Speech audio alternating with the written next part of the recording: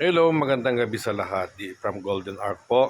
Dito ngayon tayo sa radar, no? Sa mga mahilig mag-DIY sa kanilang mga tangke dyan o may kakayanan naman na galawin ito, no? Kadalasan sa mga water station nagkakabuhol yung mga tali, no? Sa kabilang radar din. So pag nagano kasi yan sa tubig, pag gumalaw ang tubig sa loob ng tangke, lalo pag sa mga raw tank, or sa purified tank natin, pag nagpipil siya ng tubig na napupuno na ng tubig, hindi gumagalaw ito sa loob ng tangke. So minsan hindi maiwasan nagbubuhol sila, kaya nagkakaroon ng aberya sa ating tinatawag na mga operation.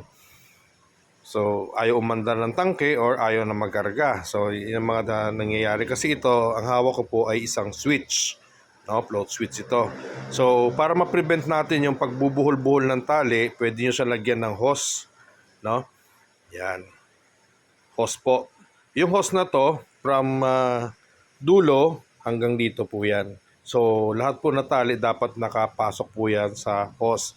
So ang hose natin, sample lang po ito, ano, pero dapat yan mula doon sa dulo, yan hanggang dyan, yan, lahat yan na tali dapat nakapaloob sa hose bago nakatali dito sa dulo.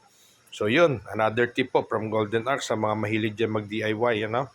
Pwede nyo itong gawin at napakadali lang. No need na po ng technician ito. Opo, sige po. Abangan nyo pa po yung iba nating mga simple tips sa water station para lalo tayo nakakatipid.